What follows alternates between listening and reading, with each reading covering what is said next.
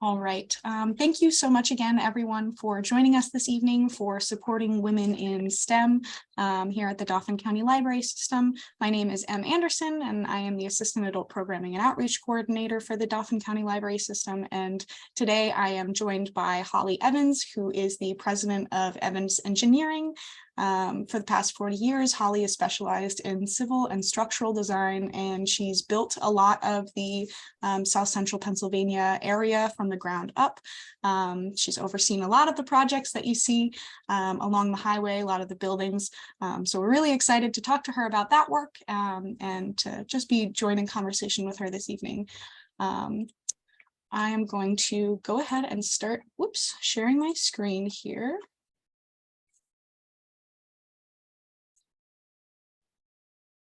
All right, can everyone see that?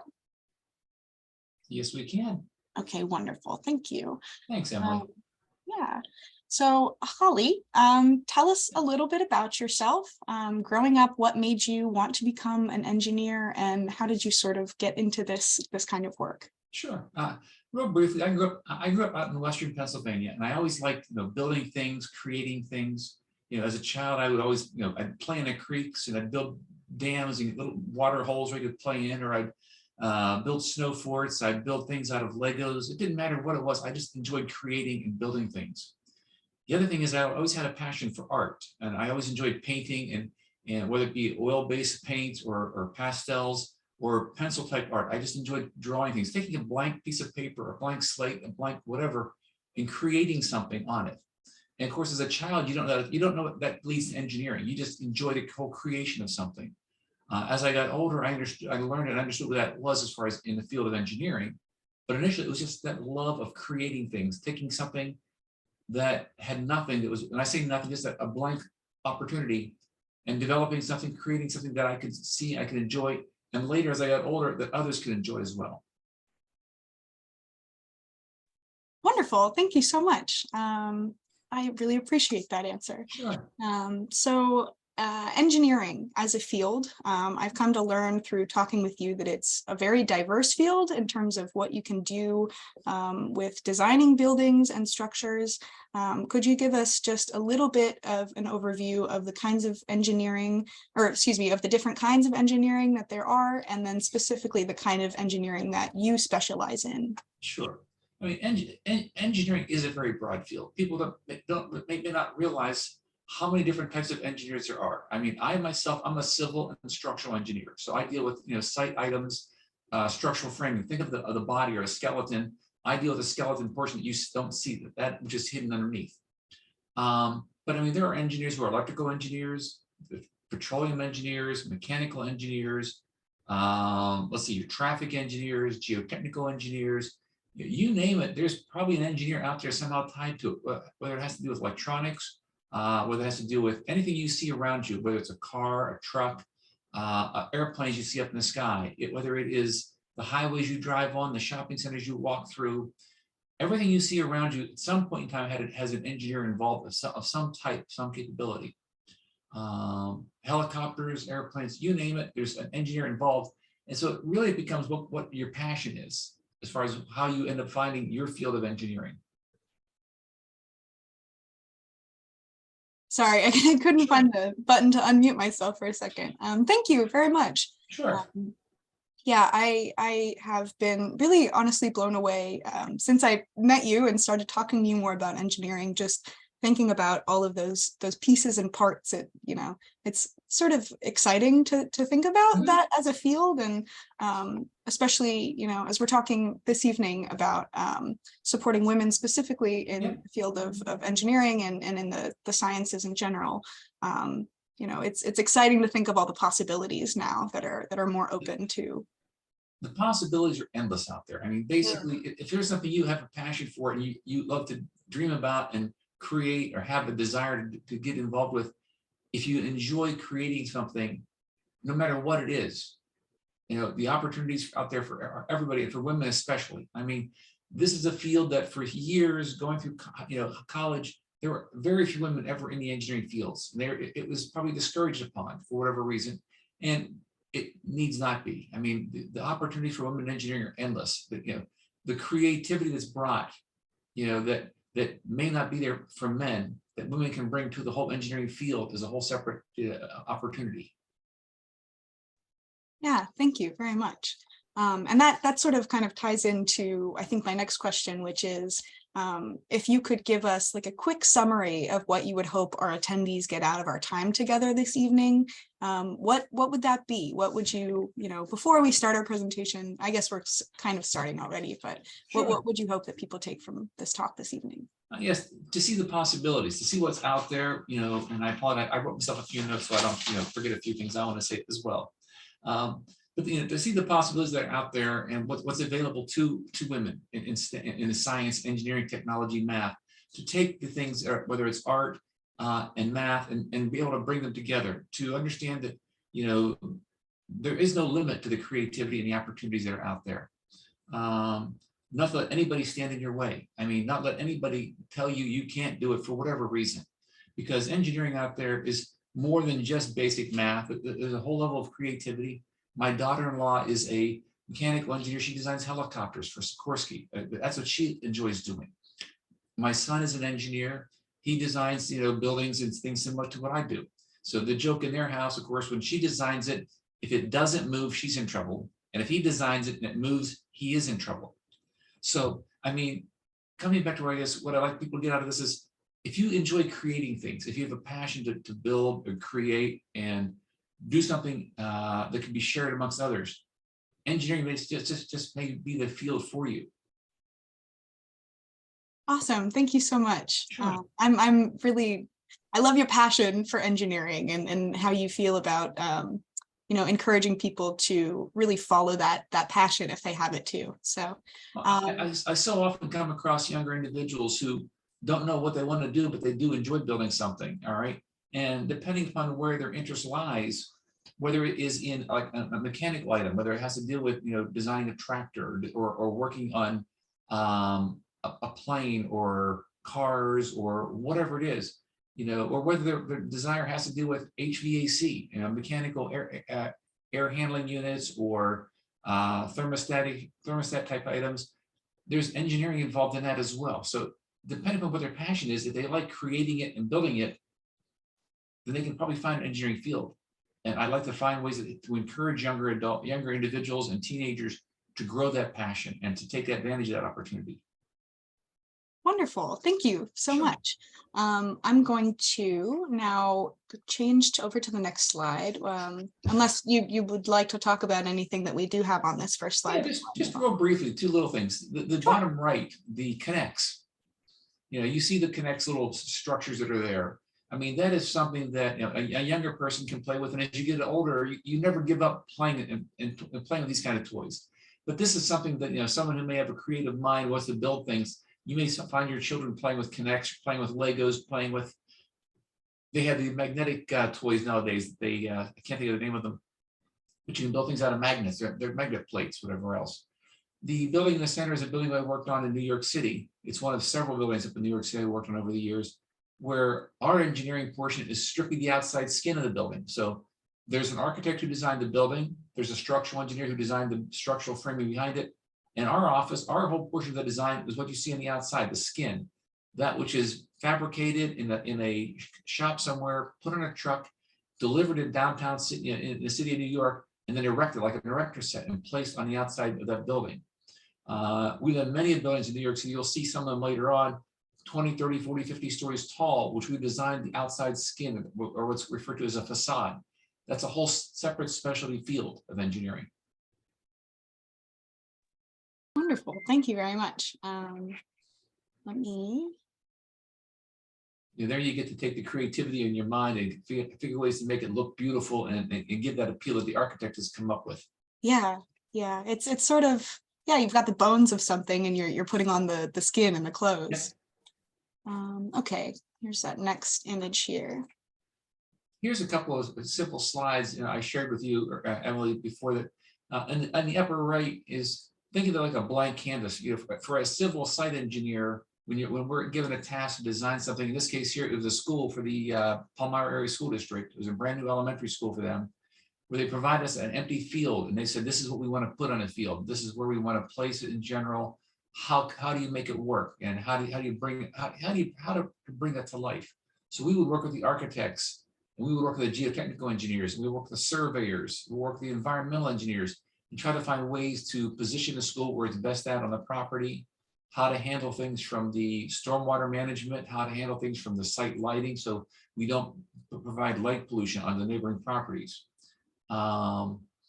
Geotechnical engineers would be involved in a project like this for foundations, for stormwater, and what I'll say, groundwater recharge. We become very environmentally sensitive nowadays with the stormwater that falls on the properties.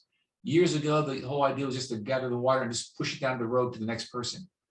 And of course, that only simply cause your neighbor to get flooded out. So they started getting creative and creating what they call detention basins, areas to manage the stormwater and prevent it from moving too fast. But again, they still kept pushing it down the road continually, and therefore the water in the ground, what's referred to the groundwater table, would drop. So nowadays we've learned how to design it and recharge the groundwater into the ground below it. And this school is just one of those kind of projects.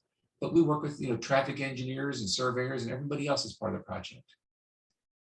Down below on our right is a very similar case where instead of a school, it's a little small shopping area and an office complex off of Linglestown Road here in Harrisburg.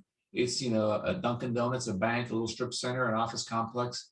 And here we get involved with everything from traffic signals, traffic engineers, again, to geotechnical engineers, to surveyors. And it's a sample of what we do for a lot of projects that our office does, is the civil site development, that people don't realize what all goes into it until you come over and start driving through it and you look around and you'll see what, as you get an appreciation for engineering, you understand what all is involved as far as the various fields or various opportunities. Wonderful, thank you so much. As I'm looking at these photos, this is maybe a silly simile to make, but I'm sort of struck by how much this kind of reminds me of almost a town simulator video game, right? Yes. Like you're plotting things out depending on the resources that you have available, and what the people around are saying would be, the best for the people that are utilizing the resource. So yeah, we're thinking about how the flow of the traffic, how to bring the people into the facility, into the town, or into the community, or into the project area, and how to get them in and get them through properly and expeditiously and safely. Okay, let's go to the next slide here. Very simply put, without getting a lot of detail, and I don't want to repeat myself on all little aspects, but the bottom slide that you're looking at there is a whole series of warehouses. Now, I know a lot of people don't like that, the whole term of warehouse, especially in your backyard if you live somewhere, and I don't mean to offend anybody. At the same time, of course, we all love picking up our phones or our computers and getting onto Amazon and ordering something because we want it there next day. That bottom left photograph is a whole series of warehouses on one location that I've done over a period of about 10 or 15 years. There's probably about a good 10 million square feet of warehousing in that area that I've done. Everything you see on the north side of that interchange are projects I've done since the last, it's actually in the last 20 years. From over 1 million square foot buildings for Amazon to buildings from Ames True Temper to other type of users there. Those are projects that were designed, constructed, that we had involved, again, all the various fields of engineering, as I mentioned, between geotechnical and environmental and traffic. And, we have to look at the traffic flows, which ultimately resulted in rebuilding an entire interchange off the highway to accommodate all the traffic that comes from these buildings and the ones on the other side of the interchange you don't see. Up top, those are a bunch of blank fields at one point in time. And yes, I know I'll take a lot of criticism for people who want you to preserve farmland, and I don't mean it wrongly, but obviously as population grows, as we have a need for things, as there are a call for things, these are a case here of, these are a series of automotive dealerships that all seem to huddle in one location. We've done almost every one of the dealerships that you see in that location there between, I believe there's some Porsche, there's Audi, there's some Mercedes, whatever. And this is a case here we had to work with what's called the zoning regulations. So if you ever happen to be live in a community and you want to learn about these items, go to your township and you can look to see zoning regulations, subdivision land development ordinances, and these are the items that govern what can go in these locations.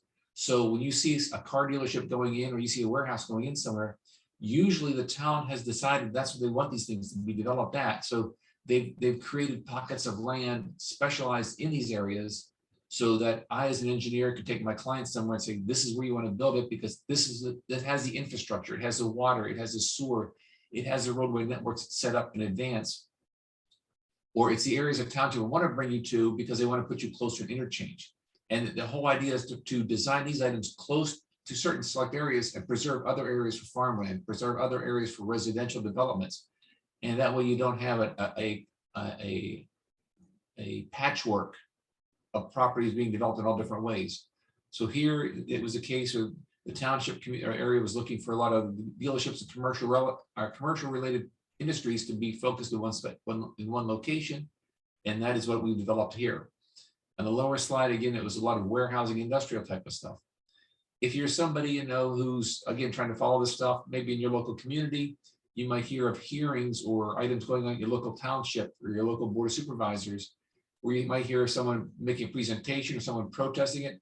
These are the areas that you can learn about as an engineer. These are what I deal with, but these things I try to help my friends with or relatives with or neighbors with and teach them what goes on so they understand how this whole process works. Because it is a very bureaucratic process, but there are rules and regulations on how these things are developed and how they're built and how they're designed. That's very interesting. Thank you so much. I'm sure to some degree I had, you know, an understanding that towns were very specific about where things can be developed, but it's, you know, it's interesting that, Sure. that you take the next step, right? Like the town says, this is where we want something, and then an engineer comes in and figures out how to get it done. And as a civil engineer, that is my job in this one select field of engineering. I think that's my field of engineering. To take those ordinances, take those regulations, and learn and understand what the township does want there, and how to educate my clients on how to achieve what they're looking for. You know, oftentimes I'll go to a meeting on a project that I may be presenting, and somebody in the audience who's opposed to it simply says, "Can't you just tell them no?" Unfortunately, the township can't just simply tell us no. If the zoning regulations and that subdivision and land development ordinances allow for it, as long as I follow the rules, as long as I play by the rules, they cannot tell me no. And I don't mean it to be say that come across in the wrong respect. It's trying to educate people on how the whole process works. So if you don't like something, that's where you have to get involved in your politics and your legislation to try to, you know, to see these things get changed over years. But from the aspect of engineering, my job is to take these rules, these regulations, or it's no different if I'm designing a building. There are manuals telling me how to design a building, whether it has to do with wind codes, snow loads, earthquake loads. To look at these things as an engineer, interpret that stuff, and apply the math and engineering skills that I've been taught as, you know, over the years. Wonderful. Thank you. I'm sorry. No, it's okay. It's like an artist, though, again, working with a blank canvas and taking the different tools and things available to you and learning how to create from that. Yeah, wonderful. Thank you. I'm going to go ahead to this next slide here. All these slides are all of the same project from different times of the project at different angles, different locations. What's really, I want to talk about this project, these slides here on real briefly, is the one in the top left. You see all the dirt over and exposed and stripped with all the topsoil. And part of the process we as engineers have to do here is take care of the environment, protect the environment, and provide, you know, erosion control measures, things to keep the soils from leaving the site, keep from polluting the streams downstream from us, and keep the loss of topsoil away, or from losing our topsoil. The other thing we try to do is what's called balance a site. That is basically when I look at a topography, my blank slate, and they want to put a building on there, my goal is to be able to build that building on that site without having to take any dirt away from the site or having to bring any dirt into the site, not to truck any dirt, any material, but to do what's called a balanced site. And so for every couple of feet I may cut off the hillside over here, I need to make sure I design and place that soil somewhere else on the site, so that when it's all said and done, it's, you know, it's a most balanced design that we don't have, again, the need to haul anything away or have to bring anything in. And so that process goes on with the whole design. The initial part of that process is done with a surveyor going out and surveying the site and providing topography that the engineer would then review and look over the topography and try to figure the best place to place the building elevation wise on the ground, so that all these items can be accomplished. Your stormwater runs away, your elevations are such you can provide driveways and roads to get to your facilities safely. and again, to meet all the rules and regulations that are set before you by the local municipality. Thank you very much. I'm going to go ahead to the next slide here. Okay. All right, we'll just try to make this as close as I can. Upper left is a facility we did for Schaefer Trucking years ago, where it was a brand new facility for them, for their new truck maintenance area, their offices, and for their trucks to come in and be serviced and taken care of. To the right is actually, it's another project during construction, and you can see the steel framing of the building that we designed. And the bottom actually is also part of Schaefer Trucking. It's the office component of the project. Again, this is a project our office did both the civil site design, the structural design, the architectural design.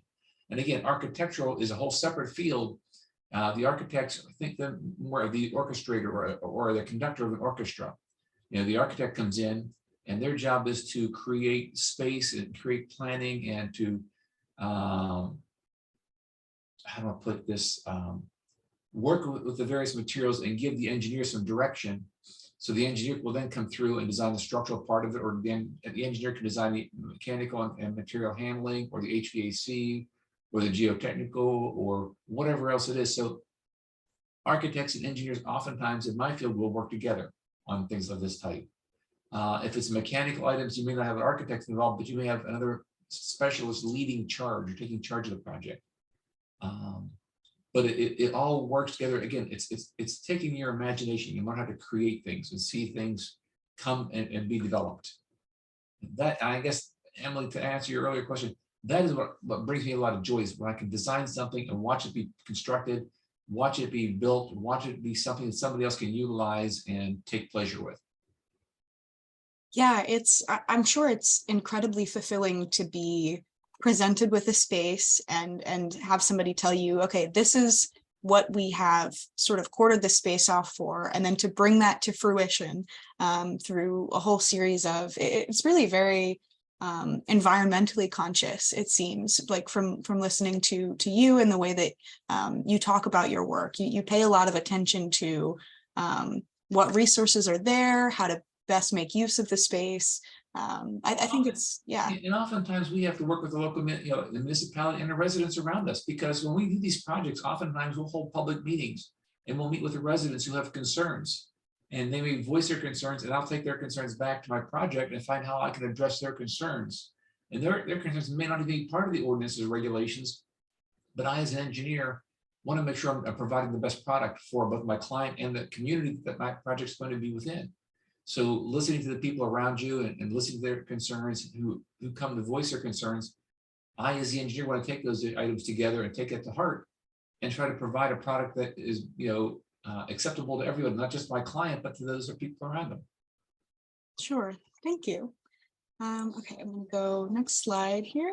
I think we might have one or two more slides before questions. Again, as you could probably see, is a lot of warehouses. I have over the years become very synonymous with designing warehouses in central Pennsylvania. And again, I know maybe not everyone enjoys them, but like I said, we all love our appliances. We all love our toys, our clothing, our whatever it is we can get from Amazon or Chewy.com or whatever it happens to be. And here again, these are a couple of warehouses we did over the years. Top left corner, those are all in Silver Spring Township. It's a Whirlpool facility, it's a Chewy.com facility. And the bottom in the right corner is a job we did for Procter & Gamble, probably about 15 years ago. And the neat thing about this job here, that project you're looking at the bottom right, is that was actually at top of the hillside, up in Mahoopany, Pennsylvania, very close to Procter & Gamble's main facility. They own the land, and they needed a centralized distribution facility to take care of all their diapers and all their paper products. And that building's full of nothing but diapers and paper products that were manufactured by Procter & Gamble that come out of their facility, go to this location, and then get distributed throughout the Northeast United States. We actually took the hillside down 70 feet and spread the dirt out longitudinally to make that area. That building is 1.7 million square feet in size. It's over a half a mile in length. It's actually long enough to be an airport runway for a small plane. And that all had to be done to get there again, taking into consideration the environmental aspects, the residents around the property, taking into consideration the stormwater management, so we do not, inundate anybody else. And the cut fill balance item I told you about, trying to figure out how far down to take the hillside that I have enough dirt to spread around, but not too much dirt to spread around. And because once you start setting those elevations and you start building, if you set wrong, you're going to find out the hard way that you all of a sudden it's going to be very costly to bring dirt in where you have all this extra material you have to get rid of. And as an engineer, that's the last thing I want my client to look at me and say, what happened? You were off by 2 feet. 2 feet in elevation in a building that size makes a lot of difference, a lot of dirt. Yeah, that's something I hadn't really thought about, right? Like when you're building something, there's most oftentimes like dirt there that needs to go somewhere, and It's you got to go can't. somewhere. Yeah, you can't, especially if you're on top of a hill. You don't want it just rolling down the hillside into Sure. potentially residential areas or something like that. That's very interesting. I'm going to move on to the next slide here. And I don't want to talk anymore about the warehouse. So the top Okay. right corner, that's all right. The top right corner is another automotive dealership we did out in Allentown, Pennsylvania. It's for a Ford and Toyota dealership client of ours. In fact, I'm working on it right now to already do an expansion to the project you're seeing up in the top right corner. But there again, we took a blank slate piece of ground, and they were building a brand new Toyota dealership, brand new Ford dealership. And our job was to lay things up within the space they had available to them to provide all the items they needed for both cars for display, cars for storage, cars for repair centers, provide the various buildings. In this case here, there was no public sewer to the facility. So we had to design an on-site septic system to accommodate all these buildings and bring all the sewer to one location and treat it with inside a private system that we had to design. Again, with car dealerships, it's addressing lighting. Nowadays, with the new LED lights, we can design site lighting to aim downward and direct it where we want the lighting to go to avoid what's called light pollution. Because obviously the last thing you want to do is have a lot of light leaving your site and spilling over to your neighbor's property and making it a very eyesore to the very residents who live not too far away from these properties. And car dealerships are synonymous for always running very bright parking lots. But again, that's another aspect of what we had to do is look at the lighting, look at the landscaping. And there again is to provide enough green space around it and areas to break up all the asphalt. So you're not driving through a sea of asphalt. For anybody here locally, if you go to some of the older malls like the Colonial Park Mall or some other areas, you'll see these massive areas of asphalt. That's how things were designed in years past. Now we want to create areas for landscaping, some trees, some break areas in the parking lots, ways to make it much more pleasurable to be in that area and not make it feel so barren or desolate. Yeah, that's something that's interesting that you say that, because a large parking lot kind of makes me feel uncomfortable, like just being in a large area of asphalt. So it's interesting to know that there's sort of a trend now that kind of is intentional about designing those spaces so that they're more comfortable. Yes. That's interesting. You want to keep them within a certain distance of the buildings. You don't want people having to walk too far. You want to make areas they can walk in, create safe spots to get in, up and down through. The whole Americans for Disability Act that was enacted back in the 1990s has been a revolutionary change in design. And people may not realize, how a simple act like that, when it's passed at the federal level, how that ripples through the design. But that has made a big positive impact to what we design here in the United States today. If you travel abroad, if you go over to Europe, if you go to other countries where they don't have the Americans for Disabilities Act type of procedures, you don't find all the nice handicap ramps and nice gentle slopes and provisions made to make it easily accessible. That has done wonders for the design community around here and for facilities, whether someone's handicapped or disabled or not. Just the whole process and the thinking process that goes with that simple act has had a magnitude of impact to our design world. Yeah, thank you very much. I'm going to move on to the next slide here. Again, the top left one there is a, oh gosh, I'm trying to think which couple of facilities I'm looking at right now. Top left is a couple of warehouses we did for BMW and another large market distributor. And again, getting back to the whole cut and fill and trying to take care of the erosion and control and the soil and the pollutions. In this case here, we built new throughways, new roads within the community as part of the project. As far as these buildings, the building that you don't even see there on the what would be on the right side was over 1 million some odd square feet in size. We had geotechnical issues to deal with because of soils, what's called karst geology. Again, as an engineer, you work with geologists, and karst geology is limestone type soils that have a tendency to fracture and have openings in them and create sinkholes. So if you're not careful, if you know the Palmyra area, if you know certain portions around the Harrisburg East area, there's locations over the Carlisle area that have a lot of karst geology or limestone soils that if you're not careful and you introduce too much water into them, the soils will actually wash through the cracks within the limestone and create sinkholes. So one day you may have a parking lot there, and the next couple of days later, you may start seeing a depression in your parking lot. And next thing you know, you're going to see a hole in the parking lot, or you may see it appear in a field somewhere, or anywhere there's a lot of water introduced. And that becomes very concerning as an engineer, how to design and accommodate, because where you want to take the water oftentimes may be where the karst geology is at, and then not having to learn how to design and manage your stormwater so that you don't create sinkholes. It's reminding me so much of just environmental mathematics, essentially, is what it is, you know, making sure that your engineering equations are conducive to the environment that you have around you. And it's not just engineering though, because you know what I've learned over the years, it's engineering and it's art. I mean, there are parts of my job that are engineering, but you know, when I have to do some designs and things in the field, I may look at what I've designed on paper and get in the field. So I need to modify this. I need to make some adjustments to it. And it's applying an artwork aspect to what I'm doing and putting my best, how do I put this? Trying to make sure I'm providing the best design. All right. Working with soils that are karst, oftentimes will provide layers of geotextile fabric and mattings below the subsurface to give strength to the soil, to strengthen the soil. There's ways to enhance and provide stability to that, or flush, make sure the water is pushed away from those concerning areas. So that's all part of the artwork of working with the design and working with the engineering aspects of it. And again, you go back to STEAM, you know, being art and engineering. I'll tell you what, a good engineer is also a good artist and a dreamer and a person who can visualize things three-dimensionally and see things that are coming together. And it is a good combination of art and engineering. That goes very well into our next slide, I think, which is the exterior of these buildings. Yep. So, and there's several buildings we worked on in New York City again. And don't ask me the names of them because over the years there's been way too many. Again, our design on all these buildings you're seeing here, in these cases here, was the outside skin, the facade of the building.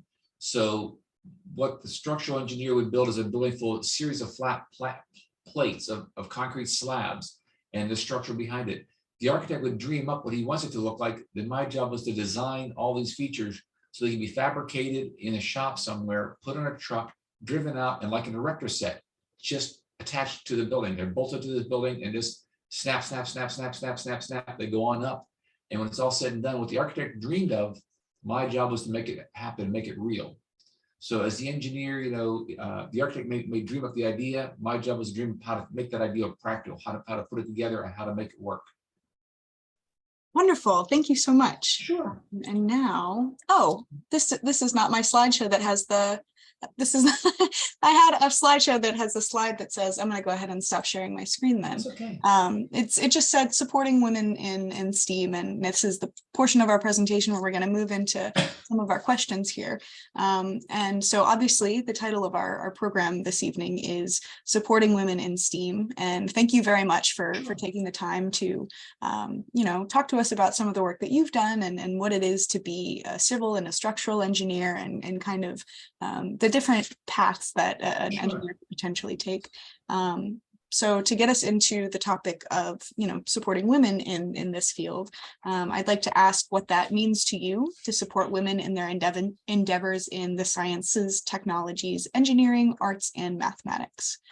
It means getting behind women and young girls and giving them the opportunity, letting them understand what's out there, what's available to them, providing the avenues, whether it be working in introducing them to the electronic aspect of design. Nowadays with all the various computer programs that we have for design, is to provide that opportunity, that exposure, and not discourage that exposure. All right, to encourage young women and girls to learn, take the math, take the arts, put these together and teach them that, or let them know that they are able to do the same thing and not be discouraged. Not let anybody ever tell them no. I mean, my God, the sky is the limit. And when you can take and you can bring a whole other aspect of design, a much more creative aspect of design. Let me be very, very frank with that aspect of there, a very much more creative aspect of design to the engineering field. It is only a benefit to us all. Yeah, thank you very much. Sure. So for anyone in the audience who might sort of share that passion that you have for encouraging, young people, young women specifically to, not let anyone tell them no, not let anyone quench their dreams. How might you, sorry, I shouldn't have read off of my question. How might someone in the audience who wants to support someone in their life towards pursuing a burgeoning interest in STEAM, what kind of encouragements can you recommend? Well, first off, I mean, taking them to tour things, see different things that are creative, letting them know that they can take it. If your child, understand, not everybody's going to be an engineer. Not everyone wants to be that line of work, or an architect or a designer. But if your child, it shows that tendency, they want to create things, they want to build things, take them to experiences, take them to places where they can see things like Falling Water. It's a wonderful architectural facility, a house that was designed by Frank Lloyd Wright years ago, all right, in central Pennsylvania. Take your children to places like the Whitaker Center, where they have different experiences they can do. Provide them the opportunity to get near computers, items so they can create things and draw things. Provide them opportunities to learn about artists and people who have created things. Expose them, give them opportunities to see what's out there. And not just, in my case, it was civil engineering and structural engineering. But when I was younger, I did not know that. I just knew I'd like to, again, to create things. Your child may be interested in creating something that's mechanical oriented or electronically oriented. They may like building things or whatever it happens to be. If they show that creativity, encourage that. Find ways, get them books to read, give them, I don't say videos to watch, because I don't want to see seeing somebody sitting in front of a TV screen all their life. That's not what I'm trying to encourage. But anywhere they get the opportunity to get more of it and hunger for it and learn from it, give them the opportunity. Find them programs where they can expand their knowledge and learn and get more opportunities and figure out what else is out there. Wonderful, thank you very much. So I guess sort of on the same line of questioning about raising a young girl, a child who has an interest in STEAM, if you could chart a dream course through academic STEAM success, what might that look like for the elementary student on through the doctoral candidate?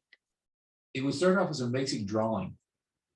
All right, pencils, paper, and pen, not just the computer, but to understand physically how to draw things, how to put things to get creative, whether it's crayons. I don't really care. That whole idea of just allowing the creativity to come out in a child. Nowadays with computers, we can do the same thing with computers and letting them not be afraid of anything that would be computer oriented. They can find simple drafting classes or drafting courses, or I'm sorry, software they can maybe play on their computer with. You mentioned there's video games that you can build cities and kingdoms, whatever else it is. But then taking that the next step and obviously introducing various forms of math, because obviously engineering and creativity of that type requires a math backup. It doesn't mean that if someone who's not strong in math can still get involved in this field, but maybe not at the engineering level, maybe their level is something different. Interior design work also, we as engineers typically are kind of square boxy kind of people. And I'm simplifying this one. And we oftentimes rely on architects and interior designers. So there are other fields to take your children through, or your young children as you grow up, and give them that exposure to these different things. Take them on field trips. If I was to create a program, I'd have computers eventually involved. I'd have things like the Connects we saw earlier in the slide available. So your children can play with things and use their creativity. All right, do not discourage creativity. You and I may think it's wrong, but you may find out, whatever they can dream, if they can dream it, you can build it. All right, whether it is a spaceship to Mars, at some point in time, it's going to be built, and engineers will be part of the process. All right. If it's a city on Mars, or if it's a city on some other planet of the future, engineers are going to be part of it at various different levels. So, you know, to encourage kids to dream, to encourage young girls to dream and to pursue their dream is first and foremost. Getting the math background classes, getting the proper tutoring as they get older. Same with science. I mean, not just math, but science in general. You know, I as a young child, and I still enjoy reading things about science. One of the things that fascinates me, it's not engineering directly related, but it is indirectly. If you ever watch like these discovery classes or these National Geographic, they talk about old lost cities, let's say in Central America or in Africa or whatever else it is. But nowadays with the LiDAR technology, if you don't know what LiDAR is, it is a light imaging process that can actually map the ground from the sky, all right, through satellites. And they're finding ancient cities in these ruins because the LiDAR can actually map all the topographic features you can't see through the jungles. And they're finding all kinds of features that they're now seeing that were old developments or old archaeological finds simply through LiDAR mapping, all right, and studying the LiDAR mapping. Well, maybe your field isn't engineering, but maybe you want to be a geologist, maybe you want to be an archaeologist, maybe you want to go a different field of that, you know, which all stems out of the same background, that same thought of creating, discovering, and learning. You know, learning to understand what those features are, learning that, you know, as you grow older and you come up through a program, let's say in engineering, you may find out you want to go a different direction, and you may like that LiDAR map, you may like that archaeological aspect of things, or you may learn that you like the geological parts of it and the soil testings and the chemicals that go involved with that, chemistry aspects of it. So there are so many different, like again, like we said earlier, so many different opportunities in engineering. It involves in chemistry, it involves in art, it involves all different kind of fields. The sky's the limit. There is no cut and fast direction or cut fast way, but it is being encouraged to follow your dreams and pursue it and not be discouraged. Don't let anybody discourage your opportunities or your desires or your enthusiasm. And if you have children who are creative and want to go that route, please encourage every bit that you can. Not to sort of give you an obstacle kind of question right after that very inspirational sort of follow your dreams, but what kind of challenges do you think that women in the field, the STEAM fields, might be facing, and what kind of advice would you give to a woman who might be feeling discouraged at work in the field? Well, obviously, there's still a discrimination aspect of it, and whether it's overtly or invertly, you know, people are going to discourage young girls and women getting in that field because they're going to give whatever excuse they want to give them that it's not for them. All right, don't let that bother you.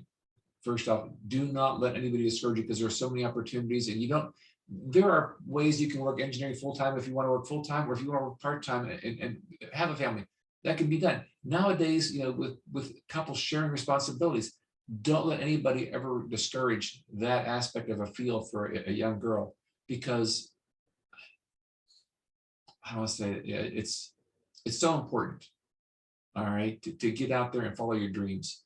The obstacles really though are people try to pigeonhole people. They try to look at you and say to you, well, no, you shouldn't be an engineer. You need to go this direction. But if that is your field of desire, take your field of desire. Do not let anybody discourage it. If you have a tough time, I'm gonna be right up front. You know, school is not always easy right through. It doesn't always. Just because you come out of high school and go to college, oftentimes you don't even know what kind of engineer you want to be. You may have an idea you want to go to engineering. In the first 2 years are very math-based, science-based, and not necessarily specific in what field of engineering. And sometimes people get hung up in the courses, in the math courses. Let me say to you that my freshman year, I did okay in college. My sophomore year, my first trimester, I'm dating myself, so I went to Penn State at the time they had trimesters. My first trimester, I had a 1.0. All right. I passed every class, but my grade point average was 1.0. And rather than getting discouraged, I moved back home for a while. I went to local community college. I took courses in architectural drafting. I took courses in math. I took courses to get myself back on track and figure out what I was doing wrong, and brought myself back into the Penn State program. And I finished Penn State with a very high, you know, my GPA was very high after that, but it was not taking rejection after it was first handed to me because I was struggling. Instead, I went back, I regrouped, I figured out what wasn't going right. And I learned, and I found some good, role models to follow. All right, people give me direction and help me out and steer me back in the right direction. And it was a professor I had at the local community college, that I had gone to for the 2 years while I got things figured out. She was fantastic in teaching me about a lot of the art aspects of it and the math and engineering aspects. And she would take us on tours to see different buildings and projects. In fact, at the time, I was going to community college in Western PA, and she brought us out here to Harrisburg. Well, South Bridge is under construction, and we did a project for the old Waterworks facility. I'm diverting, I'm sorry. But the point is it's not always a straight path. And don't let, if you have a glitch, if you fall off the path or you fall off the bicycle, don't let it stop you. All right. Don't let anybody get in your way. Yeah, I'm hearing very much from you that instilling self-confidence is incredibly important, and that encouragement aspect, because, I think that to some degree, well, hopefully not always, but women obviously, specifically in the sciences, have faced a lot of discrimination and a lot of setbacks. But so long as they know that at home they are supported, I think that goes just an incredibly long way, right? If you can't find a mentor, find someone who you can mentor, someone who you can talk to, who's been down the road a little bit further ahead of you, and who can teach you, show you where the pitfalls are at. Wonderful. Thank you very much. Sure. And this is my last question that I have for you before we go into some of our audience questions, if we have any audience questions. But for anyone who might be interested in pursuing a second career as an engineer, right? Perhaps somebody has been doing something for 10, 15 years and they think, well, maybe I want to be an engineer. Is that possible? And if so, what are the steps that you might encourage someone to take who's interested in pursuing this later in their life? It is possible, all right, but I don't take it as an easy answer, all right? It is possible. If you already have your initial college degree in some other field, maybe a lot of the electives can be utilized towards your degree in engineering. If you don't have a college degree, then you're going to start back at the very beginning, and obviously, trying to knock out the cobwebs between your ears as far as going back to school is difficult for all of us.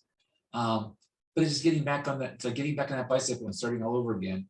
And you can do it. I mean, again, it's 4 years of college to go through to engineering. If you take, like myself, it took me 5 years. I'm sorry, not all of us went that straight path, but we got our way through it. It's 4 or 5 years out of your time frame to get that if you start from square one. But if you have the benefit of having a degree that may be a teaching degree or something else that you can simplify some of your elective courses, all the better.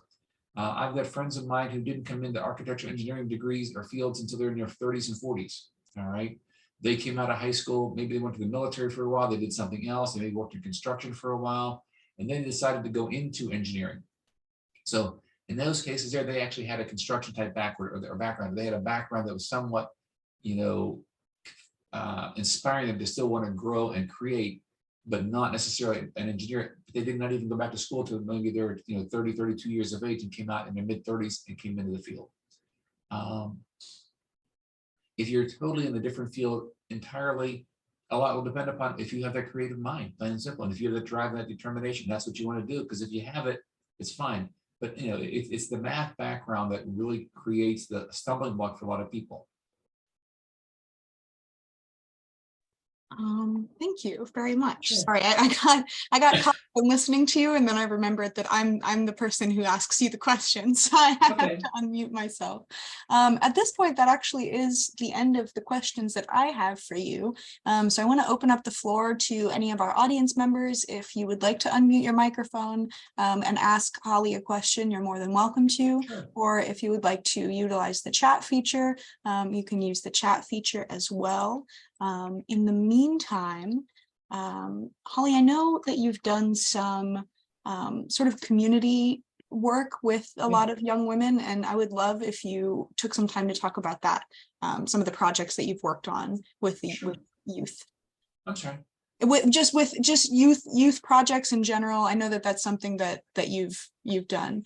I've been over the last several years been getting involved with the Whitaker Center and their Women in STEAM program, the Women in STEAM, Women in STEM program. They're trying to encourage young girls and women to get more involved in the program of engineering and math. Likewise, at Central Dauphin School District, I'm involved with the Panther Ram Foundation.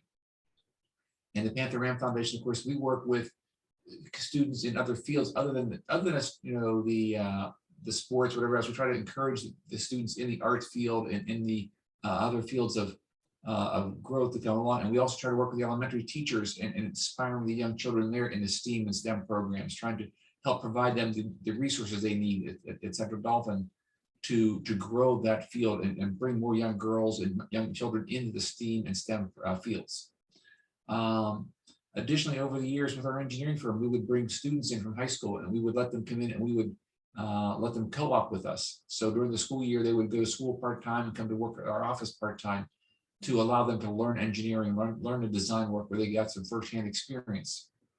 So any chance I can over the years, I've tried to find opportunities where I can sort of take what I've learned, both good and bad, and try to pass it on to hopefully benefit somebody else who's younger and give them a heads up, sort of give them a little bit of a boost along the way in whatever way I possibly can. Great, thank you so much. I asked that specifically because I just to give our audience members a couple of ideas of places to reach out to if they're interested in getting a young one involved. The Whitaker Center's got a great program down there. Wonderful, thank you so much. I am not seeing any questions come in, so I'll Everyone's being a little quiet. Yeah, everyone's they're wrapped with thoughts about engineering and the possibilities.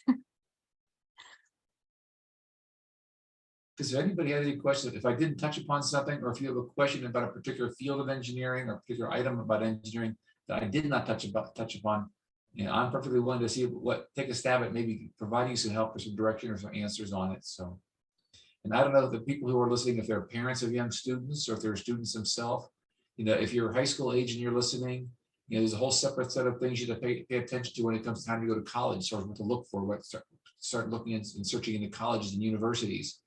Tests you want to take prior to going to college. While you're in college and you're taking engineering courses, if you want to come out and get your license in engineering, there's certain exams you want to make sure you take whenever you're doing your senior year of college. When you come out as an engineering graduate, and if you've taken your test, you are now really an apprentice engineer. You're not even an actual licensed engineer. You have to work under the supervision of a licensed engineer for so many years after passing the first apprentice exam. So you may get your degree in engineering and have to take what's called your FE, your Fundamentals of Engineering exam during your senior year of college or shortly thereafter. And only after you've passed that exam and your degree and then put in 4 or 5 years of experience can you then sit and take your exam for your professional engineering license. So there's a whole process of training. It's no different than being a apprentice plumber or an apprentice electrician or carpenter. That process does the same thing for engineering, but it's in its own unique way.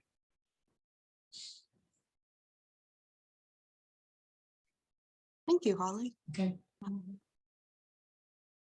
Okay, I'll give everyone one more minute, and then if we don't have any questions, I think we can maybe give everyone a couple minutes back of their evening. Holly, I want to say thank you so much again for joining us this evening and for sharing your work with everyone and for sort of advocating for women in STEAM and sharing some resources and some ideas about how to support people in this field. We do have, let's see, we've got a comment from Kathy in the chat. I am thrilled for young women to have all doors open. We all need to support these efforts. Thank you. Agreed. Yeah, it's really incredible to see sort of the diversity in a lot of some of these fields that have been traditionally male for a really long time, and what that means for kind of the evolution of the field itself, right? And the kind of work that's being done. I will say when I'm growing up, the doors were not quite as open for women when I was younger. I will say to you that I've got some wonderful cousins of mine. One, she's a petroleum engineer. She went to Carnegie Mellon. Another one is a mechanical engineer who now actually heads up a part of the space shuttle, or who's heading up part of the space shuttle program for Lockheed Martin. All right. So I had some other cousins of mine who are the same age area that I am. We all went to school together, grew up together, And, they have been fantastic engineers in their pursuit of engineering as well. Wonderful. Thank you so much. Yeah, it's not only wonderful to see women succeed, but to see women succeeding together and Yes. supporting one another. And I really appreciate the work that you do in that field to, not only the fact that you're very accomplished as an engineer, but the fact that you take a lot of time to sort of lift others up into bringing them into this field alongside with you. Thank you. So yeah, thank you very much. Do you have any last words for our attendees this evening? Not knowing what their backgrounds are, it's kind of hard to have any last words, and I apologize to those attending. But again, it's just dream big. If it's you that's looking to be an engineer, dream big and don't let anyone stand in your way. If you have a child who's growing up and you're looking to give them advice, support them all the way. Be there all the way behind them. Give them all the support they need, because they need the encouragement. They need to know that they are loved and they are supported in whatever endeavor they have to choose. Absolutely. Thank you very much. Sure. All right. Well, if that's all from our participants this evening, I want to say thank you all for being here. Thank you again, Holly, for being here. Keep an eye out for upcoming programs. We have another program with Holly if you would like to attend in person. It will be next Friday at the same time at the Northern Dauphin Library, weather permitting. I'm not sure what the weather is going to be looking like, but it's Northern Dauphin Library. Sorry, I'm just looking at my calendar. At the same time, it's 6 o'clock. So if you would like to come and see Holly in person, by all means, come and join us. Sure. Otherwise, you can look for other future library programming at dcls.org/adult events. Holly, is there anything that you would like to plug before we leave? Any sort of shout outs that you'd like to make? Oh God, I'm not good at this. That's okay. That's all right. I just want to thank the Women in STEM program at the Whitaker Center, what they're doing. I mean, there have been some fantastic young women in engineering here in Central PA that I've gotten to know through that program, and I get to work with here in Central PA, and I have to give them a shout out for all the work that they do, and especially all the younger women in the engineering field that I've come to get to meet over the years recently. It's just been a great blossoming of young, intelligent, wonderful women in engineering that I've met over the last several years who have just blown me away. And I want to actually, my shout out are to them for what they do, and they are the future leaders of this community. I'm like, I don't want to tear up, but that's really wonderful to hear, especially knowing that you've been in this field for such a long time and that you feel as though there's just a blossoming. That's I can't explain the blossoming that I've seen. I mean, the programs that are out there now, because there are women in construction programs. There are other fields out there, organizations that being provided for women to get more involved. And if I was able to shout out, it's for those programs. It's for what's coming up now and what's becoming available, and the lead that these young women are taking. And that is where, again, that's where the future is, and that's where my shout out would be, is to them. Amazing.